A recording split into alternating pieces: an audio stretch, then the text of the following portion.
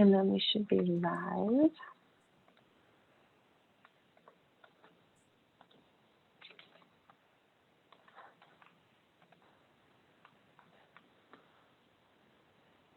And it looks like we are.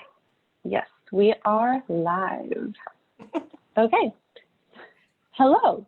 Welcome to Escondido Public Library's virtual author chat series. Today's chat is in partnership with the Rift Bodice bookstore, where you can buy books by today's authors. I'm one of your hosts, Jessica, Adult Services Librarian. And I'm Cathy, Teen Services Librarian. Today we are joined by, oh, you know what? I forgot to ask you how you pronounce your first name. I was going to think Auriane. That's very close. It's Auriane. Auriane, hey! Okay, excellent. So Auriane Desombre and Miel Moreland, welcome and thank you so much for joining us today. Thank you for having us. Yeah, we've been looking forward to this all week. The thing that's been keeping us going. Well, there's a lot of things keeping me going. Also known as like mini Twix. So, Sugar. Sugar. If you have any questions for our authors or comments, please feel free to add those to the comments, and we will try to squeeze those questions in while we're here. Yes, please ask questions. We love questions. So yes, we love the questions. So we're going to start off just learning a little bit more about our authors. So tell us a little bit about you, and whoever wants to go first can go first. You go ahead. All right. Hi, I'm Auriane. I'm the author of I Think I Love You, a YA rom-com. This is another favorite of mine that I have ready. I am also I'm also a middle school teacher. I live in Los Angeles with my very bad dog, Sammy. I love very dearly, even though he's very badly behaved. And yeah, so I write for teens and I work with teens in my day job, and it's my fave, so it's great. Well, my name is Miel Moreland. I no longer live in LA County, but I used to. So this is very nice to be back with the California crew. I currently live in Boston, where I work in higher education. And my new novel is It Goes Like This. Yay! Yay! Okay, so next question. What was your journey to becoming a writer? Or how was your journey? Well, I've pretty much wanted to be a writer for my whole life, like since I was a little kid, because I've always loved to read. And I started writing seriously in college, and then after college I got into a mentorship program called Pitch Wars, where I worked on I Think I Love You, which then had a different, much worse title, with two YA authors, Annette Christie and Sonia Hartle, who are absolutely amazing and taught me so much about writing. And then yeah, from there I signed with my agent, and now I Think I Love You came out in March, so it's been a really exciting time. But that's the general gist. I would say we had a similar drift in the sense that I also wanted to be a writer my whole life. Started more seriously writing in my mid to late teens. I wrote a lot of first drafts, some second drafts, and then It Goes Like This happened. So I started writing that in 2017, signed with my agent in 2018. With a different title that you will find in the book, but it's not the title of the novel. And then here we are, and it came out 11 days ago. So I'm very new.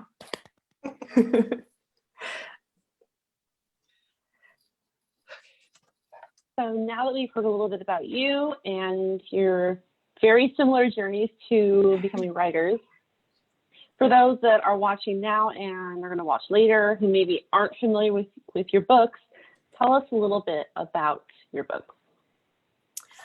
Yeah, so I Think I Love You is a YA sapphic rom-com.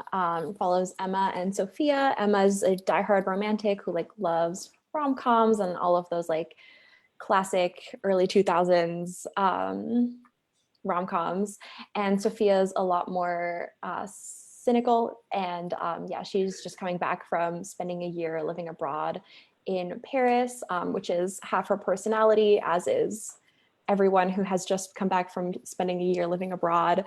And she's kind of dealing with the aftermath of her parents' divorce, so she's a lot more cynical about relationships, and they kind of come to a head as they compete in a summer film festival where they have very different artistic visions. It Goes Like This is also a sapphic romance. It's a second chance romance, and it's really about a broken up queer band. And so a year and a half before the main events of the novel, the band broke up and the friendships disintegrated, and the romance between two of the characters, Eva and Celeste, also fell apart. And then there's a storm in their hometown. And so they are invited to headline a benefit reunion concert in their hometown. And so then they sort of come back together and kind of figure out, can they work together and what it's like to be together, considering everything that happened in the band and everything that they've been doing in the year since. Okay. Thank you. They sound very good. Well, I've read a little bit of each one, but I didn't get to finish, unfortunately. I love that they're both artsy. Like one has like the music and the band, and the other one has like film. Are you guys? True. I'm just asking a question that's not prepared. Were you ever in a band, or were you ever interested in like creating anything like that? Or is it just that you wanted to write that in your story? Well, I think I Love You actually started as a screenplay, and the film competition wasn't in it at that point. I added that when I was working with my Pitch Wars mentors, and they suggested adding a like competition element to the plot, just to kind of flesh out the rivalry between the two characters. So I decided to settle on a film competition to kind of like honor its origins. Oh, I love that. I did relate so hard to the just all the Tumblr fandom-y things, and It Goes Like This. I loved so much because I was very big on Tumblr as a teen. I am not that musical personally. I love music, but I'm not personally musical. That said, of course, when I was approximately 9, I was in like a band with a couple of my friends for like, I don't know, a month one summer. I wrote most of the lyrics. They were not good. I have much improved as a lyricist. That's not sort of my primary writing. Weirdly enough, my brother is very musical. He's very musically talented. He was in sort of a band with his sort of fellow students and one of his music teachers. And of course, I'm the younger sister, so I like got roped into coming for like 4 years straight. And so, eventually like a couple of years of me sort of sitting there, they'd be like, okay, great, you're gonna play the eggs now. And you're gonna I played bass guitar sort of for a little bit for a couple of years, which is weird to think about because I never think about like, oh, I was in a band, but like technically I did spend a couple of summers like performing in public parks. Which is really weird to think about because I don't think about that as part of my personal history. That's so cool. Okay. We are getting a bunch of Facebook questions. So oh my gosh, we can't keep up. We can't keep up. We're copying and pasting. Oh my God, Cathy, type faster. Ask the one that you put in there, and then we can get to the other question. Okay. Yeah. So our first question was from Karis. Yes, from Karis. And she said, how did you end up in the education field? And how do you think it maybe helps or helped your writing? Well, I've also wanted to be a teacher since I was a small child. So I've been very on brand since I was about 5 years old.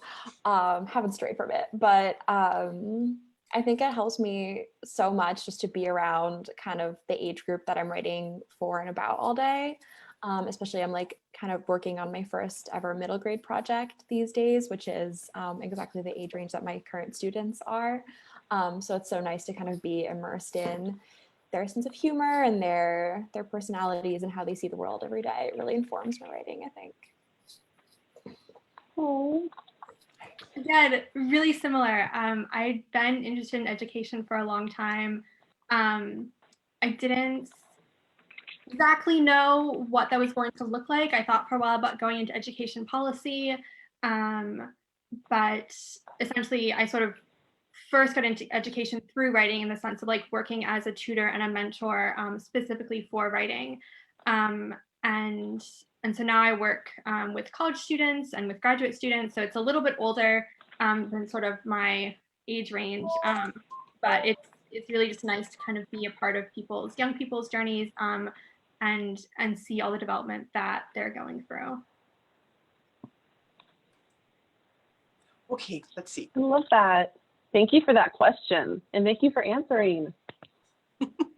She's just so excited when we get questions. Okay. I do. Do you want to move on to another Facebook one, or do you want to go with the next one? Let's follow the list. Okay. So, what inspired you to write these stories? Simple. Well, I think I Love You is actually a retelling of Much Ado About Nothing. So yeah, it's my favorite play. So cool. And I knew that from the beginning, and then like more and more pieces came in when I was like, oh, she like really did this. So good.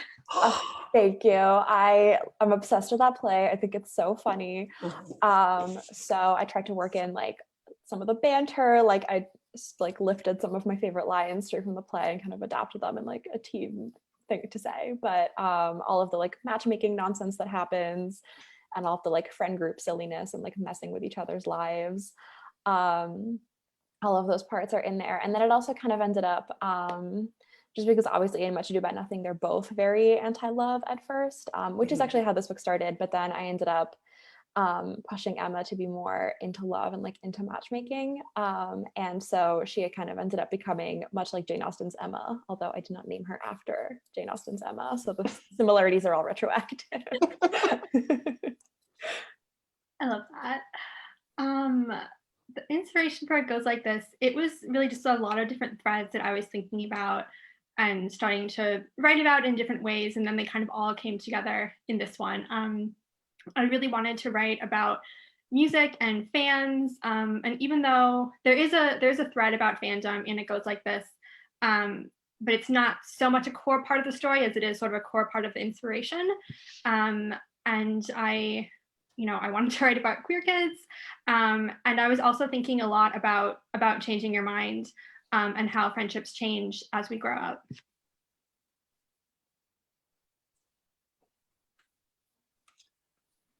Thank you. Okay, let's see. Another Facebook question. This is from Tommy. Tommy, thank you for asking this question. Tommy is curious to know what the most rewarding part of the writing process was. A good question. I feel like my knee-jerk answer is like all of it. Like I just like love to write so much. And it definitely like, especially when I was writing I Think I Love You, it was like very much like felt like a hobby, and just that it's something that I really love to do. Honestly, like the most rewarding part is copy edits in a weird way. I just found it like so fun to think about the story in like that much detail, and also just be extremely embarrassed about all of the things that the copy editor was able to pick up that just like flew right over my head. So that was a really fun part in ways that I didn't expect it to be. So it was rewarding in that way. Just, yeah, the whole thing, everything about this book was such a joy.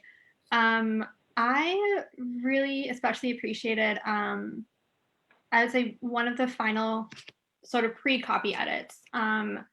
Line edits, possibly. I'm forgetting at what point I made this particular change because it came in kind of late. But there's kind of a moment when I'd been really working on all the different character arcs and kind of in different drafts, I was focusing on different characters. And sort of the moment when I like really finished saying what I've been trying to say about one of the characters all along was like, oh, okay. I've been trying to head here, figuring out all these different ways to articulate it, and like, okay, fine, this is the moment where it like snaps into place and like, okay, here is what it is. Here is what I've been trying to say now actually in the story.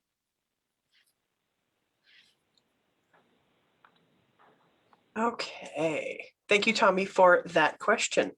Good questions today. Let's see, what do we have next? So do you, both of you want to always write for a young adult audience? It sounds like, both of you, that's kind of where you're at. Yeah, it sounds like we've both been branded from birth as a writer. Yeah, for a really long time, like up until really recently, I considered myself like as like only YA, like I was only ever interested in writing YA. So I would definitely say yes. I have started recently kind of branching out into new genres and age ranges, but yes, I love to write for young adults so much. It was never really a question for me of what sort of my target audience was going to be. Even before I was actually reading YA contemporary, I was writing, like what I was writing was for a young adult audience. And so I have a lot more YA stories to tell. Probably in the future, I will also venture into other age categories, but not immediately.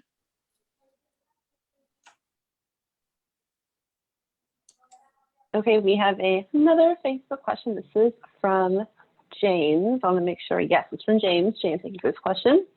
This question is, what is the hardest part of writing a first novel? That's a great question. I'm thinking back because I think I Love You is not like the first full novel that I ever wrote. So I'm like thinking way back to the first one that I wrote. I think it's just like the learning curve and like realizing how many craft things go into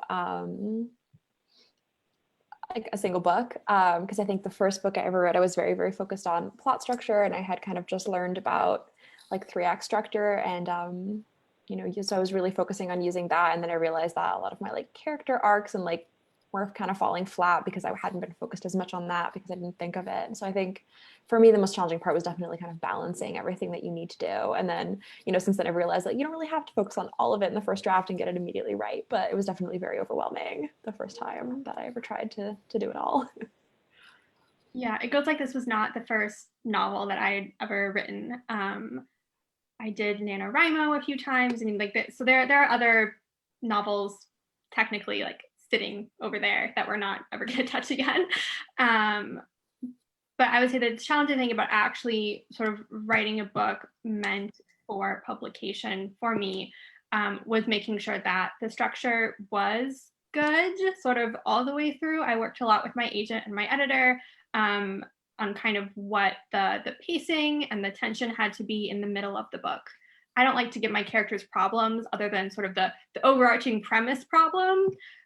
You're not allowed to do that, by the way. I don't know if you know that, if that was just something that I had to learn. Other things have to happen in a book.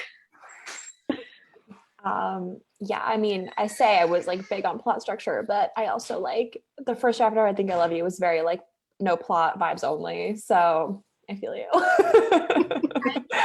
That books should be vibes only. I think there should be a category for that. I agree with you because I would like to write one and have it be validated by the wider community, but nobody wants to do that for me.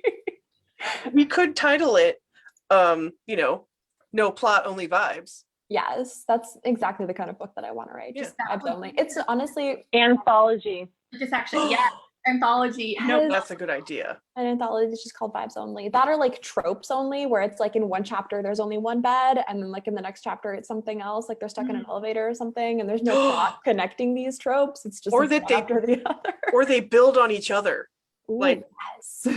more trope, and then so many trope. Characters, right? So like in every story, like the main character in one is like a side character in the other. You just like see them waving in the coffee shop. I like that. Yes, I love that. Where is this book? Someone give it to me. Well, get on it. I'm all over it. Yeah. Oh, goodness gracious. Oh, let's see. What is our next question? So are you a plotter or are you a pantster? I have no idea what that word means. I am definitely a plotter. I feel like every time I try to go into, I love the idea of pantsing. So every time that I start to write a book, I'm like, I'm going to do it. I'm going to pants this one. And then I'll get 10 pages in and I'll be like, well, what happens next? And I haven't thought of it yet. So there's nothing that happens next is the answer. And then I have to start over. So yes, I'm very much stuck in my plotter ways. I'm not a plotter. I'm a vibes only person, right? So I'll know of like a few moments that happen along the way, and then I sort of discover what's happening as I write it. This is one of the reasons why I have to do really intense revisions, because I haven't figured out really what needs to happen until after I've written the first draft, which is maybe fine. I will say the funny thing about It Goes Like This is that I wrote sort of the actual book in this headlamp way of like, okay, I know I need to get to like this point and then this point and then this point. But very early on, I wrote this detailed spreadsheet of like the 5 years before the main book happens, of all the characters, what they're doing every month for 5 years, so that I knew when I was writing the present timeline of the book, okay, this is exactly what was happening. And so that would be consistent from the start. So it's a weird combination. I'm like so curious about what this spreadsheet looks like. Is it color coded? Are there different columns? That's a great question. I think there are some parts, some iterations of the spreadsheet that are color coded. I relied on it a lot. I think my copy editor was very happy to have it already made.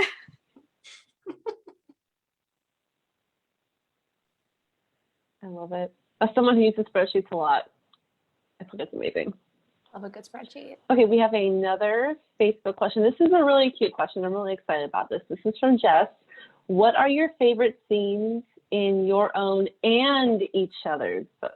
Oh my gosh. Finally, someone asked me a question I've been waiting for. My favorite scene, and it goes like this, is definitely the, like, there's only one bed scene where Eve and Celeste have to share a bed. Oh, it's so good. I love it so much. Everyone has to read it just for this one scene. I mean, for the other things too, but it's so good.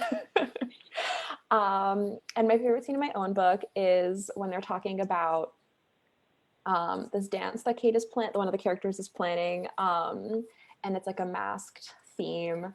And Sophia asks if she has to wear a mask, and Emma says yes, they made the theme for you. It's funnier in the book. I just think that joke is so funny. It makes me laugh, possibly no one else, but I think it's so funny that I had to leave it in there, even if everyone was like, Auriane, this joke is terrible. I would just be like, tough. It's there to stay. No, that was a good moment. Oh, thank goodness. So glad we're sharing this. Okay, for I Think I Love You, this is so hard to narrow down. There's this moment where they're sharing a blanket. I feel like in some ways this is like your version of like the only one. Yes, there was no room for there's only one bed in mine, so there's only one blanket. There's only one blanket. Whoops. Great moment. And I also have to say, I'm not going to spoil it, but sort of the climax of the film competition, I think the way that was handled was so in some ways unexpected, but also like absolutely perfect. And just very new the way it was done, I think. So that was done really well. And it goes like this. I think, again, so hard. But I think one of my favorite scenes is when Gina, who's one of the band members, she became an actress after the band broke up, and Celeste became a solo singer. Gina goes to one of Celeste's concerts.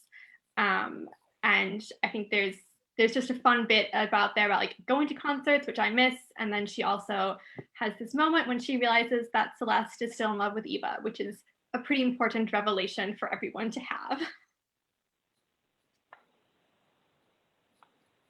Okay. Thank you, everyone, for all of the fabulous questions. If you can think of any more, feel free. Let's see. Yeah. Let's see. Ooh, this is always a fun question. What do you hope readers will take away from your book? Ooh, that is a good question. First and foremost, I think like a good fun time. Like, it is a rom-com. I hope it's funny. So that's definitely the number one thing, is just like a good fun reading experience. But I think thematically, for teen readers, there's a lot about, like, obviously they're creating, it's like they're participating in an art festival. So I think kind of there's a lot about like creating the representation that you want to see for yourself.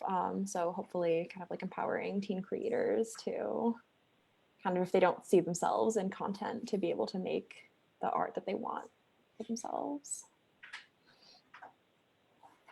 Yeah, again, first and foremost, joy. I hope that readers just walk away with just feeling very joyful and very beloved, honestly. I think it is primarily a book about queer joy and love and friendship and romance and family and all of that.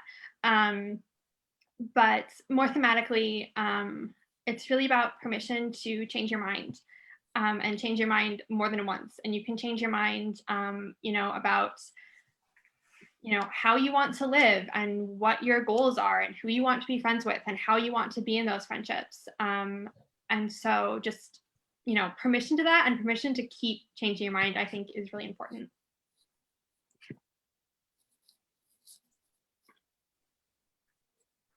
Okay, I'm really excited about the next question because I feel like we should spend some time on this because this is an important question. What are your favorite romance tropes? I'm just shy.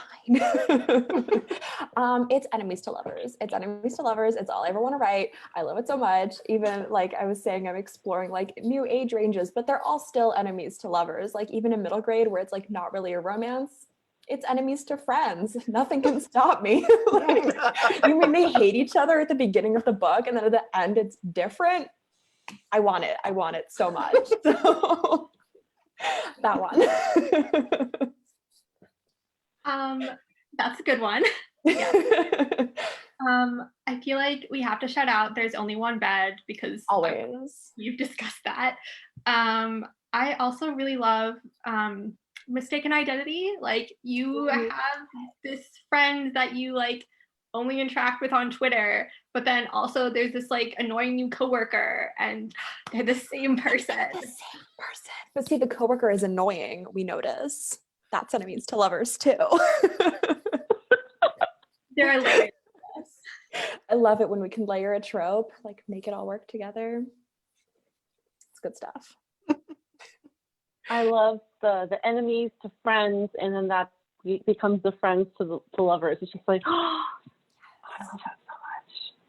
And I love this one blanket thing. Like I feel like someone should sell a blanket and it says there's only one blanket. It's like, that is the blanket. Yes, that is I would own Marketing. That blanket in a heartbeat. Someone make this blanket for me, please. I have to mention fake dating, which yes, I also love. There used to be a fake dating subplot and it goes like this.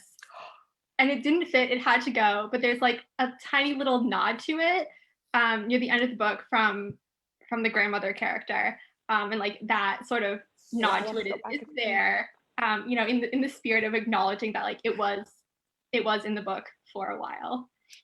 Yes, wait, that's amazing. Who fake dated who? Even like looking in the book now, trying to find it. Like where? It's not there, right? It's no longer present. But it was a good time for like a few drafts. Yeah. I love that for you. Okay, our viewers are commenting. Okay, Tommy, friends to lovers, can't beat that trope. Okay, Jess, fake relationship turns real. Yes. We're feeling it. Love All the tropes. Fake dating. All the tropes.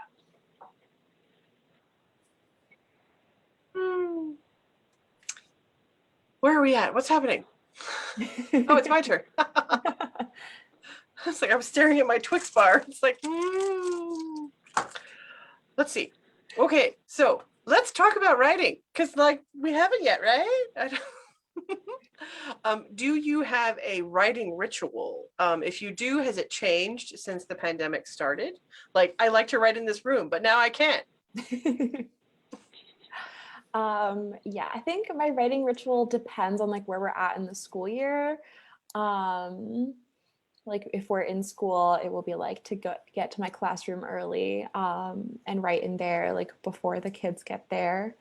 And then during the summer, it's just kind of like going to a coffee shop. So yes, that has definitely changed due to the pandemic as it has gotten much, much sadder, but hopefully I can return to my coffee shop writing soon.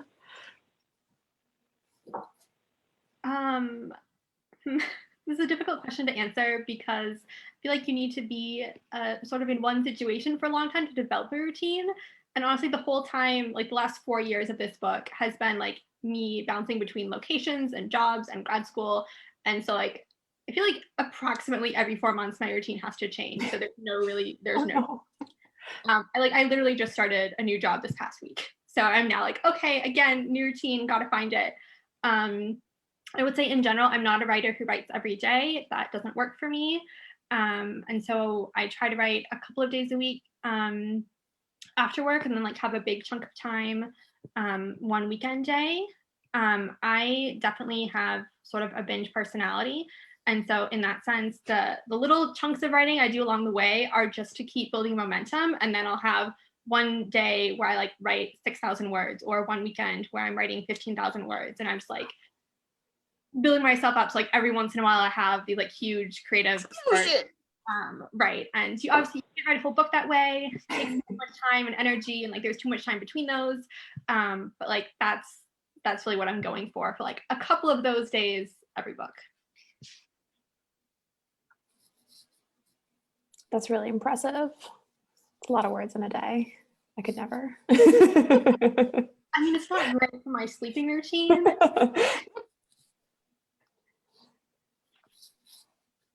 I'm just checking to make sure that we didn't have any more Facebook questions. No, I think Okay. we're good. Yeah. Just in case people happen to just pop on, they weren't there at the beginning. If you have a question for the authors, please feel free to put that in the comments and we'll get to those as they come up. Alrighty. So our next question is, what was the most challenging part of writing your book? I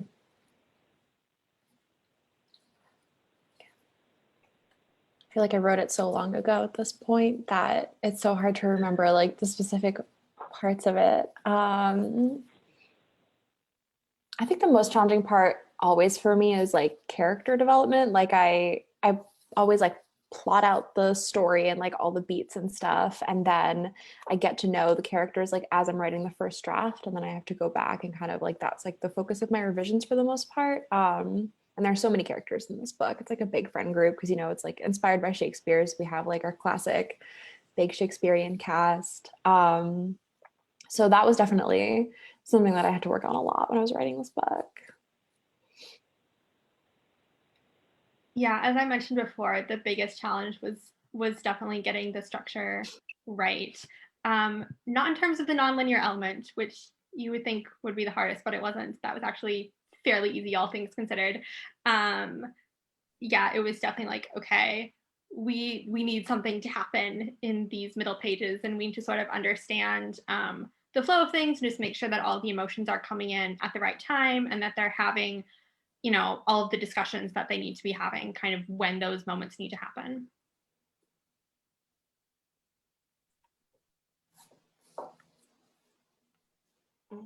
Let's see. Okay, so here. Sounds like you both are very busy people. Jobs, wayward dogs. I looked at your Instagram. That dog is so cute. He is adorable. It's how he gets away with being. That's true, but he So looks bad. like trouble. You just look at him and you know. Trouble. He looks exactly like the trouble that he appears to be. He's very, Yes. yeah, he carries it on his face. He's not hiding it. He's like, yeah, I'm a bad dog. What are you going to do about it? Just pet me, okay? Like, you can't get rid of me now. So. It's true. I'm stuck with him forever. Yeah. Here, do you guys do anything else when you're not writing? You know, you work, of course, you write, lovely, but do you have any other hobbies? You like to garden, you like to kayak, you like to stare at people in coffee shops? You know, get a big telescope in your house? Woo! You know, That would be cool. Yeah. I have a lot of plants that I spend a lot of time like trying to keep alive very frantically. Like I feel like they're always on the verge of death, like just like constantly reviving them. So that's my like main source of anxiety / hobby. And I also do embroidery. I have like a group of friends where we like started meeting once a week during the pandemic, like over Zoom. We call it Stitch and Bitch, and we gather to stitch and to bitch, and it is lovely. Really, my main hobby is bitching, and stitching is the vehicle through which that happens. Amazing. That will not die. I'm like honestly very wary of it. I had to leave it for 4.5 months this winter to be in a different location. And it was still alive. And I don't know what it wants from me at any given moment. I'm very confused by it, but like, I do have one plant. I'm not a hobby person. All I do is read, essentially, very frantically. But you know, I like pop music. Obviously, I think if you read this book, you will realize that like that is a significant love of mine. And like Elizabeth Bennet before me, I'm very fond of walking.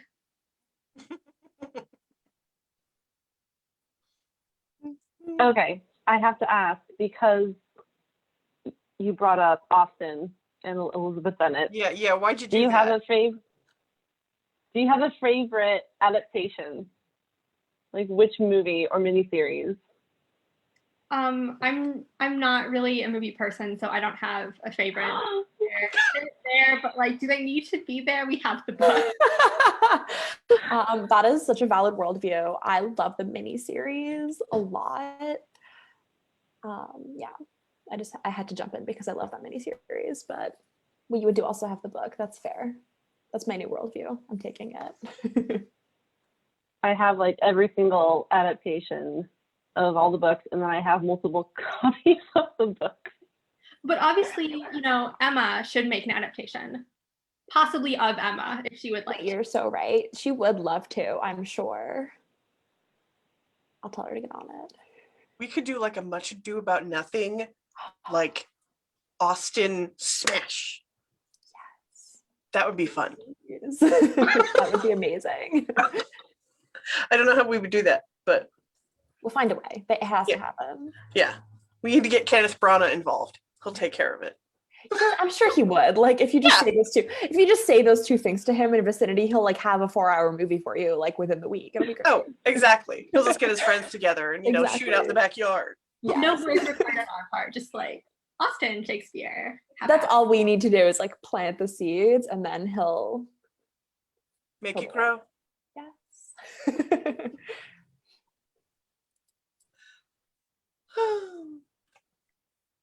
Okay, my turn.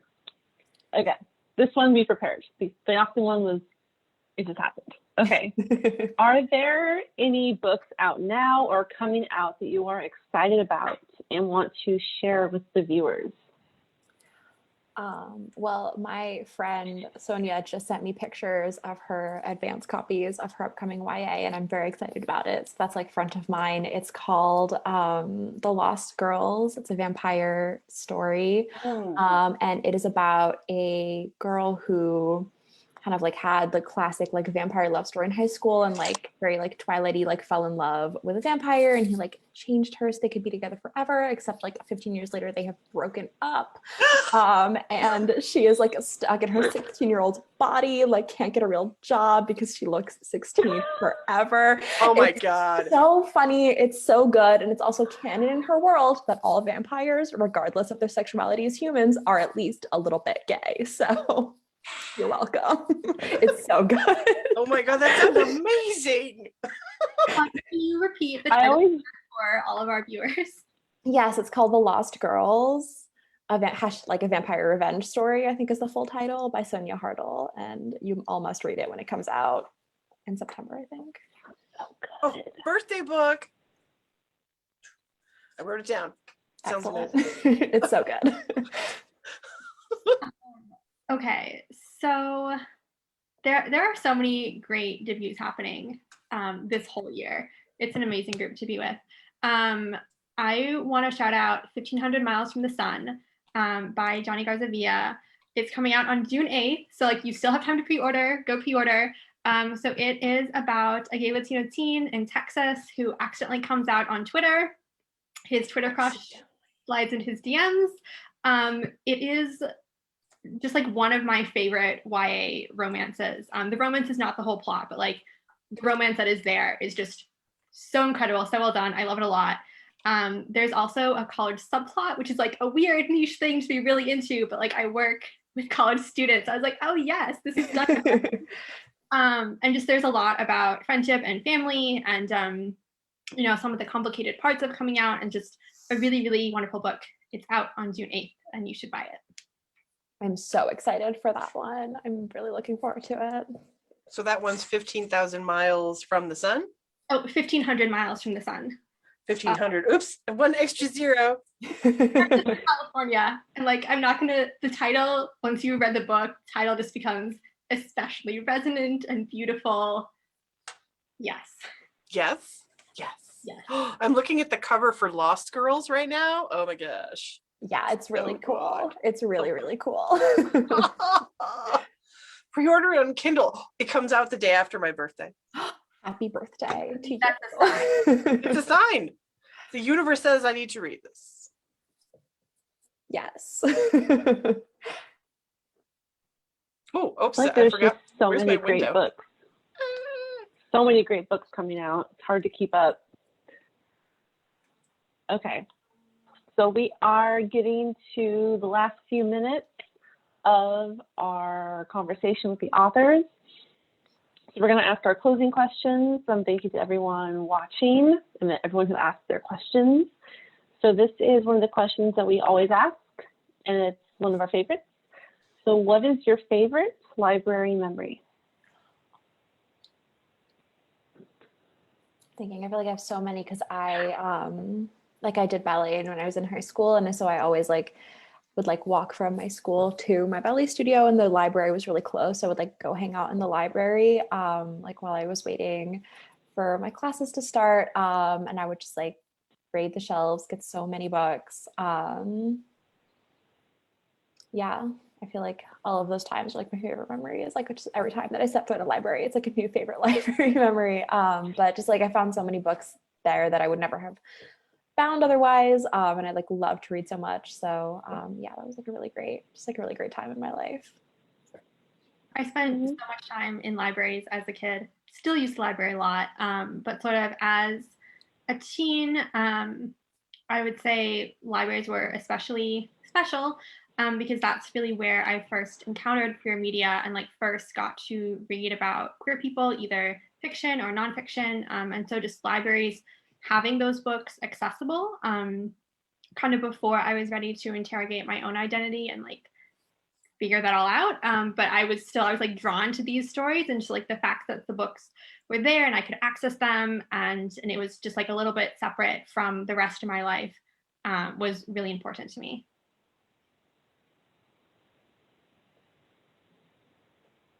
Well, thank you for sharing. We love hearing everyone's memories and their stories and how much they love libraries. And they're also special and different. So one is never the same. Like a snowflake. Okie dokie. So ladies, so we talked about your current books that are out. So what is next for you at the moment?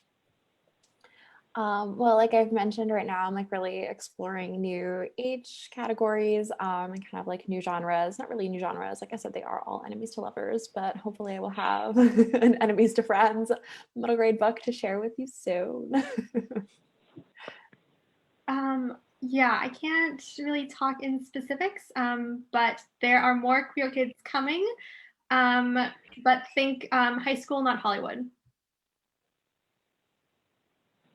That's all I've been authorized. That. Well, we're looking forward to everything. So thank you to everyone who was watching us when we were live, everyone watching later. Thank you to our authors for being with us today, for chatting with me and Cathy, for spending time with us, and for talking about romance tropes. That was so much fun, and for talking about your books. Thank you so much. Thank you for having us. Thank you also to the Rip Bodice for being the bookstore partner here. We love them so much. And if you are interested in more free online programming like this, don't forget to check out our Facebook events to see all the fun and free digital events we have coming up. We hope to see you next week on June. Next week? Is that next week? Really? June 10th? No, it's not. June 10th is not next week? Oh my gosh. So, freaked me out. So we hope to see you on June 10th. For our live LGBTQ plus panel with authors ZR Elor, FT Lukens, and Alexander Overy.